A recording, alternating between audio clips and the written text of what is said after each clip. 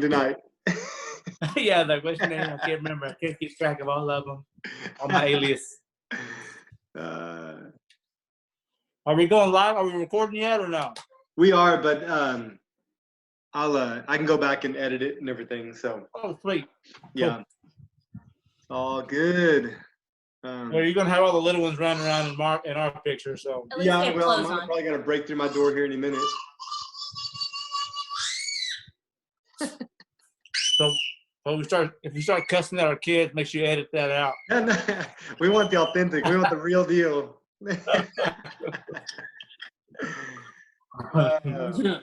Praise God. Well, tell me what's been going on. My man. My man, bro. Let me see. I'm gonna see if I can. Let me get this. See if I can do like a split screen on this.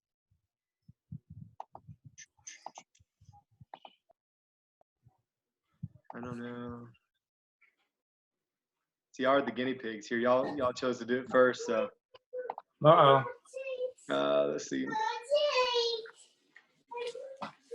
Baby. Okay, hey, that's all accident, but hey, I don't have another one. Yeah, that's all you got. There ain't no more. Here, better put that straw and start sucking it up off that table. Like oh, there we go. Okay, cool.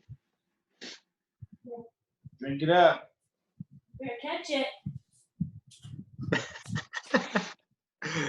I love it. I love it. You feel it. You better save it. You know, sucking it up off the table. That's how I do my kids. Sucking it up off the table. Exactly. Let's get it off. Why waste? That's your last one. You were making... We're in a pandemic, Dad. We're gonna suck it all up. Yeah, that's our last one. we're not letting that waste. We're like everybody, put your straws in. Yeah, we got both of them sucking it down now. That's real life. That's good. I love it. Now, come on, man. All right. Okay. We are so live with the Longacres. So live. Unedited, real life, right here. Yeah, my little one's in the back, my 2- and 4-year-old. Ain't no telling what's going to happen behind us. At least they have clothes on. Exactly. Yeah, for now. Yeah, for now. Hey, the good news about this whole thing is we don't have anywhere to go. My laundry has gone down. They just hang out in their bus all day. I don't have to do near as much laundry. Yeah, we don't got to go to town. We got to get ready. You just wear the same underwear 5 days in a row. See, we just ban underwear at our house. We just like, why even wear it? We're just all staying in anyway. My wife's asking, is this what you're putting on live? What? Is this what you're talking about? Like, that's Thomas. Never mind. Oh, that's Thomas. Never mind. Man. So, so tell me how it's been going since the whole Corona broke out. At first, when everything starts to kind of get pretty crazy, you start to kind of allow it to kind of creep in on you.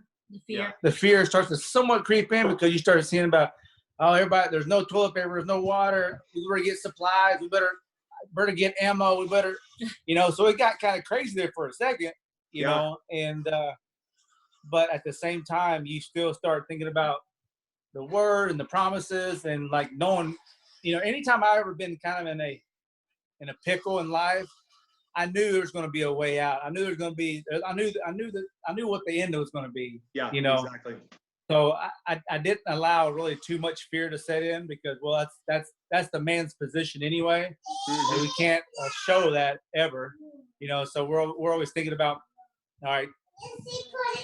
There's a combination to it, and it's called the word and getting drilled into it, and just remember those scriptures that are the power scriptures and the promise scriptures, and kind of lay hold to them and kind of keep that going on your mind. Because I asked our pastor, say, man, I need some some strength boosters, man. Exactly. And so that's been helping a lot. You know, I just go, I copy and paste and put them in my notes, and I say power verses. Yeah. So if I find that, like I find it, boom, it's easy to hit. I click on it, read something. All right, cool. That's so good. So what was that? Yeah, I was like, what am I getting all discouraged about? What am I freaking out about? Yeah. It says it right here. You know, it's kind of one of those things. Man. But yeah, so, hey, I jumped right into it. Man, you know you're gonna be fine. You know you're gonna be fine. Tell us, who are the Longacres? Where did this crazy last name come from? Yeah, I'll let her do it. She's better at telling that story than I am. Actually, fun fact about Longacre. Google this. Times Square was formerly known Longacre Square. Oh yeah. And there actually still is a Longacre theater that is I think it's I don't know if it's on Broadway or off Broadway theater, but it still exists. So that's all I know about the last name. So, fun fact. That's cool. That's cool. I didn't know about that until I met hers. I was like, that's pretty neat. Which that would be this white boy side. Yeah, that's on my daddy's side. Because everybody thinks about the Longacre. It's not native. I was, oh yeah, that's the Indian. I could tell. I was like, well, no, that's actually no, I didn't. Actually, I said, well, but the other side definitely. But the other side, yeah, is warrior. Very I tell him that. So I was like, so on my mom's side, the Indian side, that's warrior, and it's like, shut up. I said, shut up. That ain't warrior. So I said, our baby's middle name. I said, that's kind of, and so that's our baby's middle names too, is warrior. So it's Lucy Warrior and Tommy Warrior. Oh, we kept the last name in the family, so it's Lucy Warrior Longacre and Tommy Warrior Longacre. Because we couldn't have. Yeah, we couldn't have one have, Lucy. Yeah, exactly. a soft, because they'd be like, why did she get the cool name and I didn't get the cool name? I was like, what's up with that? But yeah, I think that's pretty much. So tell us a little bit about your history then, because as far as the fighting. Yeah, pretty much my background is I've been in martial arts all my life. That's how my parents met, was in a karate class. And then, like I said, I was fighting basically in the womb, basically, because they made my mother stop competing and fighting when she was about 6 months pregnant. I don't recommend that. Yeah, I don't recommend that. Right. But she loved to compete so much, and they made her stop. But she wore one of those little belly pads that kind of sucked it in to where nobody noticed, kind of one of those things. So they made her stop after about 6 months. Her instructor, and I think my dad's like, you better stop. I mean, she was riding motorcycles by herself with me at that 6 months pregnant. We don't recommend any of this. Yeah, none of that. Back in the old days, and we survived. I mean, bunch of pain right? Come on. Just minimal brain damage. It's all good. Yeah, it's minimal. I mean, I had that excuse to follow on all the time. So anytime I act up or I can't hear, it's because, baby, I was raised in different times than you. He's got a few years. I got a couple years on her. So we'll go to that topic in a minute. But so I started fighting at age 20. It was my first full contact fight, and then after that, I loved it. I was like, I got really good at it, and it was something I was really good at. And I enjoyed it. I enjoyed the overcoming part, those obstacles and those down times of man, life sucks. While you're getting hit, it's like, I don't want to be here. And there was always that voice in the back of your head. It's like, man, you could quit at any time. So that's why it's not but everybody knew my factor of fighting was, I go out on my shield kind of thing like that. There was no quit. You got to put me to sleep. You got to drop me to stop me. Yeah. And that's the kind of same way I attack life, exactly the same way. Right. And that's how I teach my fighting crew, my team. It's exactly the same way. I said, you got to train for it. And also you can apply the same thing through the word. If you don't train, if you don't do your due diligence of studying the word, you're not going to be equipped for those type of battles. Just like whenever we're fighting, I've got to be really good at A, B, C, D, and E kind of thing. Just because whenever season and out of season. Yeah, in the season and out of season, exactly. So it translates in both worlds. Yeah, exactly. And that's what I was really curious about concerning your background with fighting and the discipline. And obviously there's the physical training component, but there's obviously the mental component. And then how does all of that translate into your everyday life with family, with work? you know, with the coronavirus, where does the never quit kick in all of that? Yeah, I believe it's that warrior mindset that I've had all my life, kind of thing like that, where I know everything's gonna be fine because I'm gonna make it fine, you know. Right. But at the same time, I have to lean on. Even lions got to look up for help sometimes, you know. And that's Absolutely. And me looking up is looking at the word. It's like, okay, because I said we're all gonna have those little things creep in, but I got to back it up real quick and get it out. Yeah. Because once it gets out, then I'm good. I'm good as gold, kind of thing like that. Then that's when I got to keep my mindset right. And you just like you just got to be careful what comes in, what you look, what you read. I mean, I can see how, like, when you're scrolling through Facebook, it's like you start listening. It's like, oh man, it's like you start kind of like, oh gosh, you know what I need to do. I need to do something quick. Because they're like acting like this is like the next worst thing ever, kind of thing like that. They're acting like, you know, and so I can see how it causes fear on everybody, because if you're not don't they have that type of mentality already ingrained in you, because I started at such a young age with it. Yeah. It's hard to. Well, it's just a retraining. If you're not there yet, you train physical. Yeah. You train everything. Yeah, and you got to be around those type of people in your life. You know, you got to have those type of monsters in the world, kind of thing like that. You know, it's kind of like how you are. You're one of those guys that I would come to with things, advice and input, or little extra motivation, or hey, this is what's going on, you know, thing like that. So everybody needs that type of warrior in their life. Spiritual warrior, you know, whatever. You need to surround yourself, because it's like eventually once you're around the pride long enough, you become a lion. Yeah. You know, you'll turn into them, because you're around them. You're surrounding yourself with those type of people all the time. So you're slowly going to go up to their level because of the type of people you're around. Right. So, you know, part of the 5 pillars, I have it on my shirt, but 2 of the core ones are community and coaching. That it's important who you surround yourself with, and it's important to have a coach. That everybody needs a coach in their life, and you probably need several coaches. Your physical coach, your spiritual coach, a mental coach, a business coach, a marriage coach. One can't cover all of it. That's true. Right. You know, it's something I teach. If I can turn around here, you know, on the back of my shirt, I'm not sure you can see it, but it says train. Every dimension, every day for life. Train every dimension every day. And that's exactly what you're saying is, and I love what you said, Erin, is it just takes training. It just takes taking the same thing that you're applying to your physical, and you apply that to the spiritual. And I think that's where a lot of people get in trouble, is they're not training their spirit. You're not giving that attention to it. But they're waiting until now to train it. Right, exactly. If you wait till the fight, you wait till the ring, all of a sudden there's this desperation, this panic. You know, if you're prepared, then you know you're prepared. You're just ready. You know it. I always look at David. I love David. He's my man in the Bible. And one of my favorite verses is he ran to the battle. Right, exactly. You know, and that's one thing. Yeah, and that's one thing you can probably use for your guys too. Is that. I'm sorry. Did we pause there? You still there? Yeah, I think it started skipping. Are you there? Are you there? Yeah, I'm here now. I got you now. Okay. Put some foil on that phone or something. I know, right? You were talking, then all of a sudden it's like.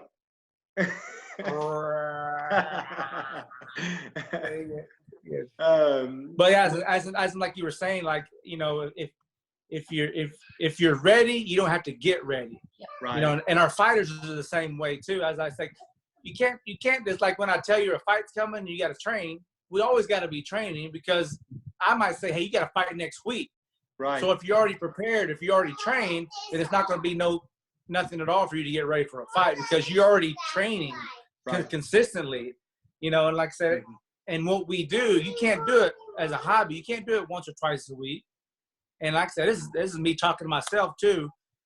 And spiritually, you have to apply that almost every day as well. Right. You know, some sort. If it could be reading. I hate reading, but I'll listen and I'll listen to things. You know, like I said, the wife, you know, she's great. She loves reading. I hate reading. You know, whenever we do reading things, she reads stuff to me. Then that's better for me. You know? So everybody's got their own little. Well, the point is to get it in here. To get it in here. I guess getting input, and like I said, and her reading things to me. That's how I get mine, or me listening to somebody else. That's how I get my I guess my training. I guess you'd say. Yeah, that's good. So are we still in sync? Can you see me? I think we are. Was we kind of matrix out for a second? No. So, is there? I'm curious about the mindset of, like you're talking about during the fight. Like you're taking some hits or you're getting smothered, and the panic or what goes through your head in those moments. Whenever like you're feeling fatigue and like there's that voice in you that's saying just give up, and there's the other voice that's saying no way. So what does that feel like? What does that look like in the ring? Yeah, well, what it feels like is every point in a fight when you have that type of battle, you're going to have that somewhat creep in on the back of your mind. But you got to remember what you're bringing to the table. You're not bringing just you. You're bringing your team, your family. So you're not fighting just for you no more, really. You're fighting for the people who are next to you. Right. So it's almost, so that's the thing. That's what helps. I mean, surrounding yourself with amazing team. Mm-hmm. You have them to help out and to fight for and to you want to make them proud. Yeah, you want to make them proud. You want to let them know that, hey, you got to lead by example. You know, you know, and there's no quit. You can't. You just can't do example with quitting. You know. Yeah. I mean, and you find that's terrible. Yeah, it's not an option. Quitting's not an option. Right. And my guys know that we don't. You know, I preach it to them all the time, as in like, you guys go out on there's going to come a time where you got nothing left and you got to go at it and just go out on your shield. Yeah. There's going to be times where you got beat up every round and it's the last round. I say, dude, you got to knock him out or it's over. That's it. I say, you're not going to win unless you knock him out. That's good. Hang on a second. What? Are you on Daddy's hat? Yeah, because I'm a cowboy. Oh, cowboy hat. Oh, yeah. I have to get you some cowboy hat, baby. Yeah, belt too. I'll get you a belt too. Thank you. You're welcome. Okay, bye. But yeah, you know, so yeah, on the fight thing, man, it's just that I have when I get down, I got to remember who is with me. Yeah. And there's no failing.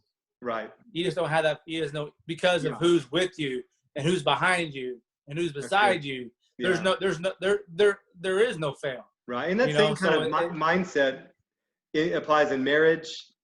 It applies as a man. You know, you're going out, the pressure on you to provide for your family, and what do? You give up? No, you can't. Right. It's like there's no other option except to go and do it, make it happen. Yeah, exactly. Yeah, and that's the tough thing. That's a tough thing. You know, everybody wants to sit back and do whatever's easy, but God don't reward easy, unfortunately. Right. You know, and I made that post on social media a lot, man. Say God rewards the hustle. That needs to be in the Bible somewhere. I'm sure it is in a different type of dialect. I'm sure like it needs to be in there, like Thomas 1:1 or something. As that God rewards hustle. You can't sit back and it's like I'm waiting on God to come. I'm waiting on God to be here. You know, you know, I'm waiting on God to give me that job. I'm waiting on God to provide me a way out. Well, if you're not doing your homework, if you're not doing your training, He's always like, I gave you all the tools. What else you want me to do? Right. I can't, you know, I can't grab your hand and pull you. I said, you have to reach up. Yeah. You reach up and you if you meet me halfway, boom, I'm all in. Yeah. You know, but I think there's a word that says that too, is as in like when you something after me, then I come. What is it, baby? What? After me, he come to me, or you, or draw near to me and he draws near to you. Yeah, draw near to me and he draw near to to you. Kind of thing. So that's the same thing, and that's the same thing in work and life too. You have to hustle. You have to draw near, as in like you got to put boots on the ground and you got to make it happen. Right. You know, I didn't become a champion in fighting by sitting back and doing the easy way. Yeah. You know, and you'll find out that the real champion, the real fighters didn't come from easy lives. Yeah. They didn't. They come from struggle. They come from hard times. They come from like, overcoming obstacles. That's what a true fighter is. Isn't that amazing how that is so often the case? How the struggle in life applies to the ring, and it makes them this fighter. It's just the mindset, the mentality of how you come at it is so important. Now, hold on. I also have to acknowledge the warrior to your left, because she's a brawler too, right? Yeah. What I mean, even this year, I've seen you like on the podium a few times, haven't you? Yes, been trying to do more, compete more. That's awesome. I have a goal for 2020. This is killing my goal, but I do have a goal for 2020, jiu-jitsu wise. What is the goal? Do you want to say it live? Just to belt up the next belt. Yeah, she wants to get promoted to the next rank. You know, she's been in the blue belt for a while because I kept getting pregnant. I kept having babies. It's my fault. And then, but you're slowing her down there, buddy. She's due. Yeah, she's definitely due, and time put in. We like to. I mean, you can do belt tests, you can promote certain ways, but we like to compete. I mean, there's no other way to know. Prove it. Go prove it. Yeah. Combat. Yeah. Is there anything that you would add, Erin, because you are a fighter and that you experience that grind in the ring and that so is there any perspective that you would add to what we've already said? Yeah. Well, for jiu-jitsu, let's just put it with jiu-jitsu, because jiu-jitsu, I call it like it's human chess. So you go in and I'm like, okay, I've got this takedown, this takedown, this takedown. You know what I mean? But it also depends on what they give you. Like she could just sit down and then my takedown, my whole, option that I was going for. Your strategy, so it's almost like I have plan A all the way to Z almost in jiu-jitsu. So it's got to be the same way, in life. Like you go into something, but you've got to have your backup. My thing, when you guys were talking about having your circle or having people around you, I had that meltdown last Thursday when he doesn't even know this. He had left the gym and I was the last one to close it up, like turn the lights off and close the doors, not knowing when we're ever coming back kind of thing. And like, yes, I can turn to him, but I needed to message my girls and be like, okay, I'm having my meltdown. I'm having this. And I had those 3 girls that were like, okay, no, you don't get to stay there. No, you don't get to. But so going back to the A, B, C, D. So A is the gym. Like I thought the gym was my purpose. I thought this was. So now I had to come up with B. And so in that moment, I was like, okay, what's my new purpose? Okay, we're staying at home. I'm going to make a Facebook group for our members. I'm going to dive into how I can connect with them this way. And so I just had to refocus and well, that didn't work. Yes, I had that moment. Yes, but I knew who to contact in that moment to be like, don't stay here. Here's da-da-da, That's good. Yeah, that's good. And that's the same. That's really good because and it's just how fighting is. I knew who to contact because you have an answer for every situation. Yeah. Every tough situation, every tough position you get in on the mat. We train for it. You literally train for it. Right. You know what to do when that happens. Yeah. I knew to put my worship music You know who to call when that happens. Right. You know what to read when that happens. Yeah. Exactly. So it just you get because if you set in one spot, you're done. Yeah. You're toast. You quit. One of the things I love doing some study like in the Navy SEALs and how they strategize and plan their missions. I love what one guy said. I think it was Mark Devine. He said there's no way they can plan the whole thing out because there's so many unknowns. And so they get a good enough plan. Like you would think that there would be the ultimate planners all the way through, but they say they get a good enough plan. A good enough plan to start, and then they take an action, and then they apply what they call the OODA loop. And it stands for observe, orient, decide, act. And so they call it. So in that moment. Right. Yeah. And so you have what they call a VUCA environment. And if I can remember, it says like I don't even remember what that stands for, but VUCA means and it's unpredictable. You have an unpredictable environment. And so he says it's all about how you apply the OODA loop in a VUCA environment. And so Wow. your OODA loop is you're taking an action towards your goal, and then a bomb explodes. And so you observe what just happened, you reorient, you decide on the next course of action, and then you act. And the quicker you can go through that process, the more successful you'll be. And so the more you get stunned by it, then that slows you down. You start thinking too much, and then it gives the enemy time to act again. And so it's all about how quickly you can reorient and then take another action and keep taking those actions until you arrive at your destination. Nice. I like it. Yeah, it's so powerful. And I think it just applies That's good. in the ring. It applies in life. It's just, you know, you're going to get hit. I like Mike Tyson, right? He says, everybody's got a plan to get hit in the face. Exactly. It does. Yeah, You got a plan, exactly. but That's hey, so good. that could just fall apart right off the bat. Now what are you going to do? Yeah. And that's the tough part. Nobody's ever been punched in the face. Right. So that's the tough thing about the American people, well, about anybody really, because you haven't been punched in the face. You don't know what it feels like. Yeah. It's almost like you got those armchair coaches or armchair people that like, you should have done that when you fought. I was like, dude, have you ever fought before? Exactly. I said, let me hit you one time and see how you react, kind of thing. Yeah. Yeah. So that's exactly it. You know, the OODA loop thing is like, but you have to have your muscle memory, your reaction time, because you have to train reps. You got to put reps in. You got to put reps in. Right. You know, so that's it. I'm glad that every warrior thought process is almost exactly the same. It's just a little bit different, but not really. It's all for the same goal. Yeah. Well, yeah. and just because we are experiencing the unexpected, God didn't. It's not unexpected to Him. Yeah, we're not sitting back. It's unexpected to us, but He's like, we're good. Yeah. We're good. You're equipped for this. You know how to handle this. Yeah. It's not unexpected to Him. We're the ones that are. So we need to know how to.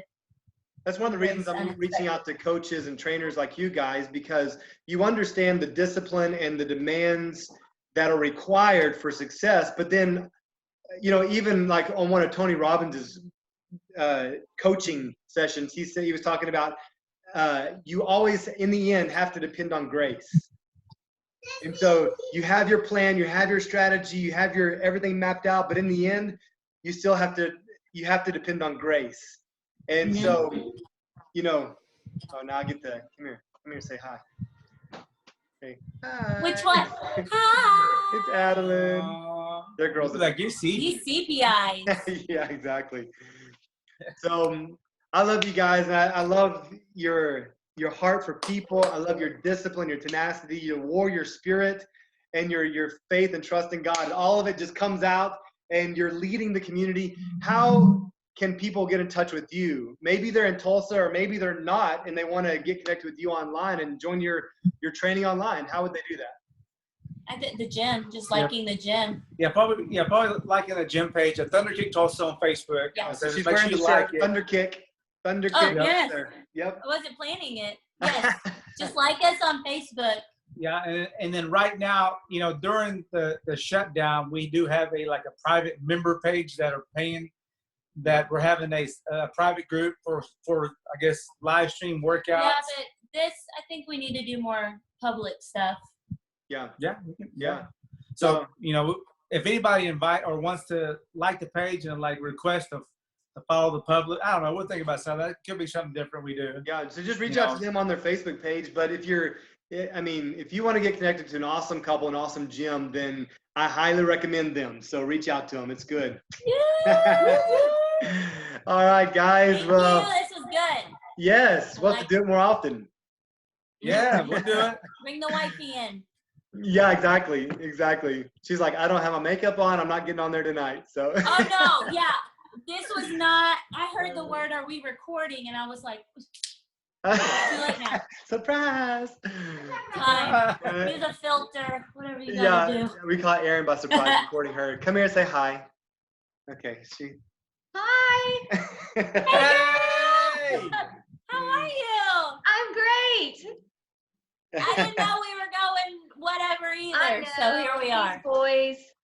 I know. That's why you just throw Bless it their heart. Hey, hi, that's Nicole. Hello. Come say hi. Come here. I see my girl. We got- No. Hi. Here. You know what I think is that people who are successful with families, they know how to lead. They know what's required, and even in the Bible it says that if their family's out of order, they're not qualified to lead the church. And so there's something very powerful about having a healthy family unit, and you guys do. That's one of the things that I admire about you the most is you put family first, and I think it is just reflective in everything you do. So good job. Appreciate that. Appreciate We that. love y'all. And surrounding yourselves with other families. And surrounding yourself with other people. That's right. Yep. All right. Well, I'll let you go. We'll talk soon. I Bye. love you, brother. Have a good night. We'll see All you. right. Good night.